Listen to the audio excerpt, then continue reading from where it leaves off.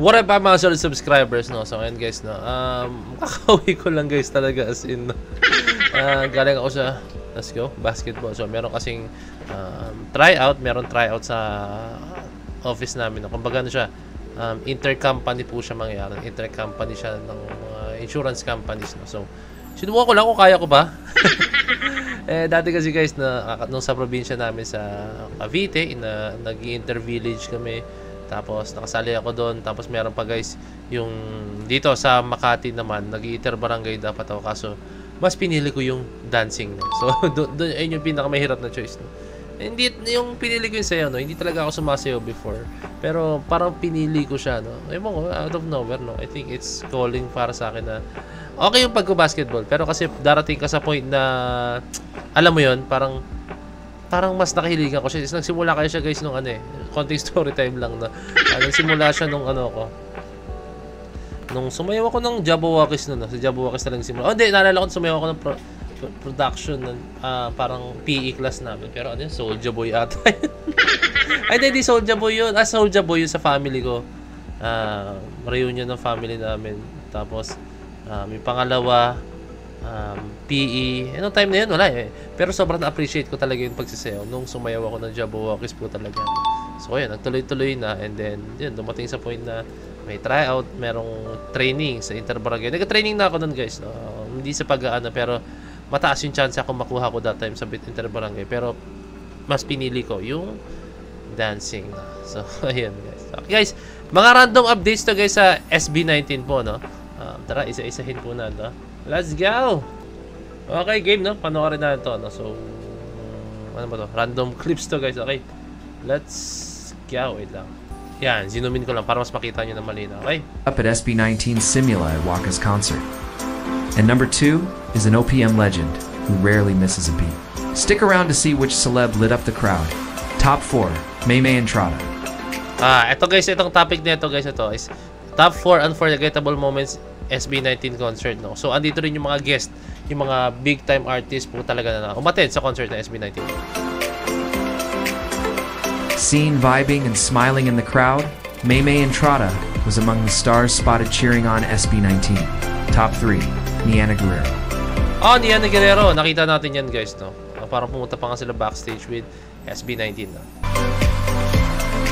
Known for her killer dance moves, Niana brought her energy to the venue and showed massive love for SB19's performance. Top 2, Gary Valenciano. Gary Valenciano. Ito hindi ko alam guys. Nandito pala si Gary Valenciano, no? So, itong topic natin guys, ito yung recent sa Philippine Arena concert ng SB19. Mr. Pure Energy himself was in the audience, soaking in every beat and showing full support for the P-pop kids. And finally, top 1. Matic, no? Meron isang video ko pinanood guys. So, kitang-kita mo agad si Vice Ganda. Kasi yung buhok niya sobrang kitang-kita, litaw na litaw po talaga. Vice Ganda. Vice Ganda sang along, danced, and shared the moment on social media. A true Aiton moment.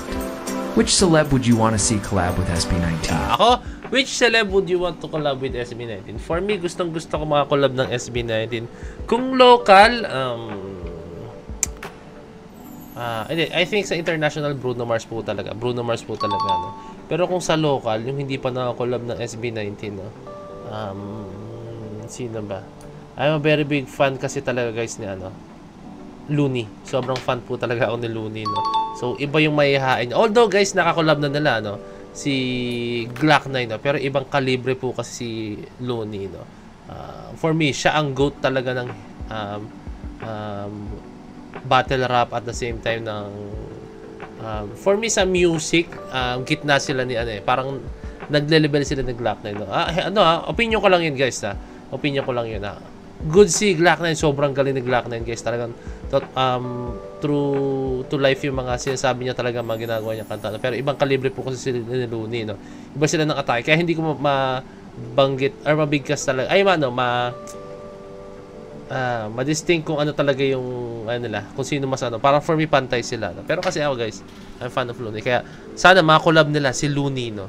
So pagdating sa rap, no, marami mahain si Looney, no? Kasi napaka-utak, grabe yung utak na ni Looney pagdating sa pag-rap guys, as in grabe, no? So ayan, okay, tingin pa tayo ng mga updates. Okay, ang caption nito guys, no?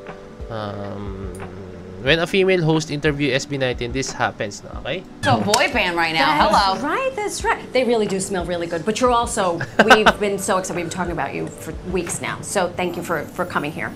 Thank you so much. Oh my God. Mukhang 18 yung host, ah. And I work. Ayan. Ay, shoutout mo. Sino to? Mukhang 18 yung host, no? I think baka 18 siya, no? Kasi yung the way na, oh my God, pag ganun siya, no? Yung mga ganong klaseng moments, nakakatuwa, no? Kasi syempre, international artist, international personal. Hindi ba, international individual po talaga, no? Talagang, ang sarap makita na paging SB19 na, talaga,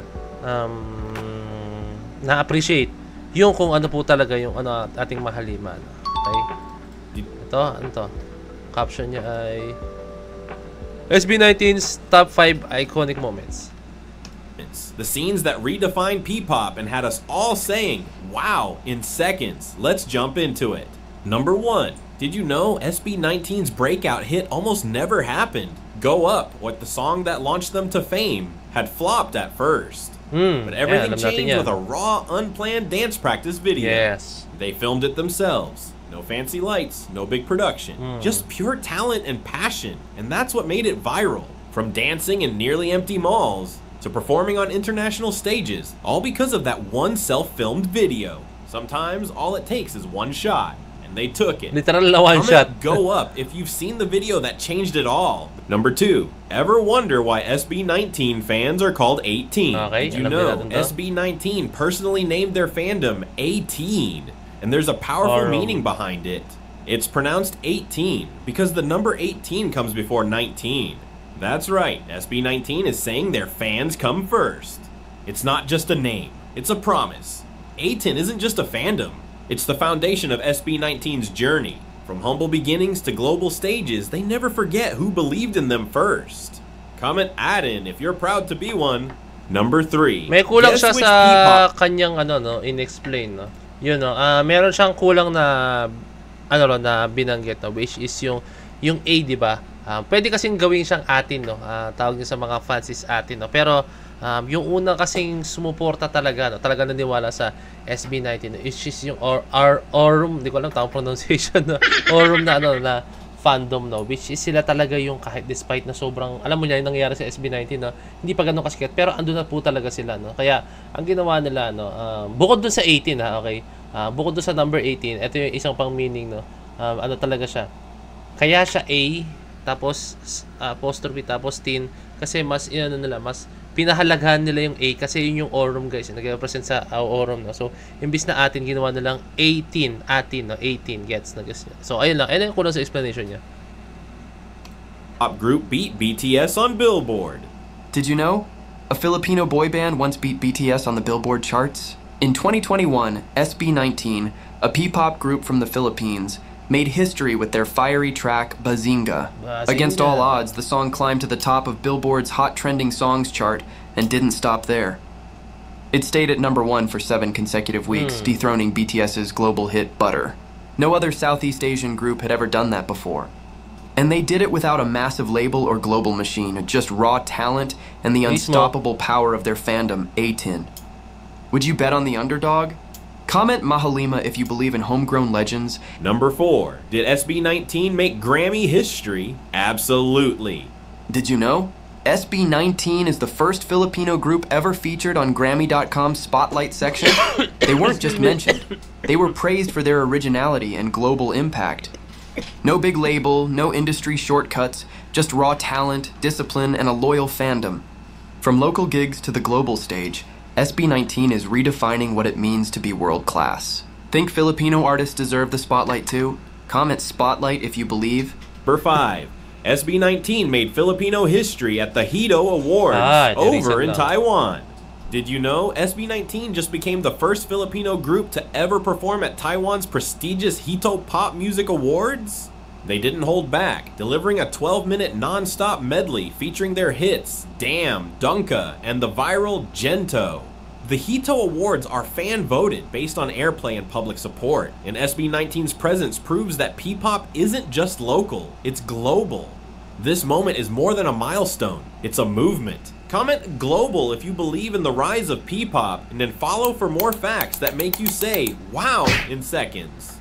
That was SB19's top 5 epic moments, only on WoW in seconds. Which clip was your favorite? Again, drop it in the comments, hit that like button, and subscribe for more Fast Track WoW content. See you. Ako guys, no, syempre number 1 na favorite ko to sabihin ng Pinya is yung achievements na SB19, like dahil sa Go Up, no, sumikat po talaga sila, as in dahil sa Go Up, doon sila pumutok eh. And ayun, no. And for me, that will always be my most favorite moment na nangyari sa SB19, no. Yung moment na yun, no. Sa mga hindi nga nakakaalam, no, for me, Go Up will always be my number 1 song, no, of SB19 po talaga, no. Yun po talaga. Iba yung dating nun eh, kahit sa akin guys, iba yung dating sa akin ng Go Up na parang nakarelate din kasi ako dun guys, and doon ko nakita yung puso talaga ng SB19 na ibibigay ko ang aking puso, di ba? Tapos, ayun, doon ko sila mas na-appreciate talaga, no. Kasi to be honest with you guys, kahit friend ko si Stel, no, hindi ko siya hindi ko sinusuportahan, no. Nakikita ko siya guys sa newsfeed niya, no. Nakikita ko yan, nag-training nga sila. Pero hindi yun to the point talagang, alam mo yun, nandun ako sa kanila that time. Kasi, alam mo yun, kasi I think it's just a normal, parang akala ko nung una normal na ano lang siya, training or what, no. So kasi that time wala talaga akong idea pagdating sa mga pub group na yan, wala akong idea talaga, no? Pero nung lumabas sila, gura talaga ako yung sa Go Up, no. Doon ko mas nakilala talaga si Stella and SB19 po talaga, no. Kailan ko na Stella before, pero mas nakilala ko yung ano na, yung pagpupursige nila talaga, no. Grabe talaga yung passion nila, yung perseverance po talaga nila. Ayun lang guys, no. I hope na enjoy nyo yung mga videos na pinanood natin, no. And kindly leave a like, subscribe, and kindly ring that notification bell para lang yung pag ako'y nag-release ng bagong video, no. So yun lang, DC Point of signing out. Peace, bless you.